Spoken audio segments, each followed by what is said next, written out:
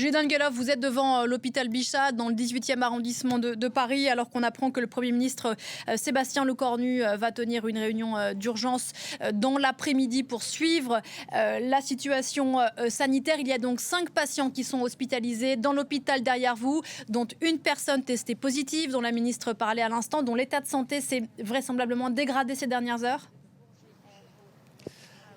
Oui, tout à fait. 5 personnes qui ont été débarquées de l'aéroport du Bourget ici et qui sont arrivées dans des ambulances séparées en fin d'après-midi dimanche dans cet hôpital Bichat. Une personne a donc été testée positive à l'hantavirus, une femme dont l'état de santé s'est dégradé, comme la ministre, vous venez de l'entendre de la part de la ministre. 4 autres personnes sont placées à l'isolement ici dans cet hôpital Bichat, avec évidemment des mesures sanitaires très strictes, des chambres à flux d'air. Les 4 personnes qui sont pour l'instant négatives à l'hantavirus sont testées très régulièrement, notamment avec des tests PCR. C'est un protocole qui ressemble largement à celui qui avait été mis en place lors de l'épidémie de coronavirus. Vous en souvenez, il y a quelques années. Donc un protocole sanitaire très strict. 5 personnes hospitalisées ici, dont une personne contaminée pour l'instant.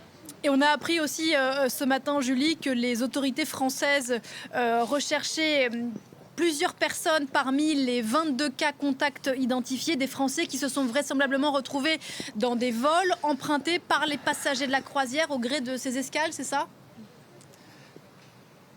Exactement. Lors de cette croisière, la situation sanitaire à bord s'est dégradée. Certaines personnes ont été évacuées, notamment une néerlandaise qui a pris des avions et qui est décédée d'ailleurs dans l'un d'eux. Et les autorités sanitaires françaises recherchent toutes les personnes qui auraient pu embarquer à bord de ces vols et qui auraient pu donc être cas contact. 22 Français ont été identifiés. 8 d'entre eux se trouvaient à bord d'un vol du 25 avril entre Sainte-Hélène et Johannesburg, à bord duquel, je vous le disais, la néerlandaise est décédée.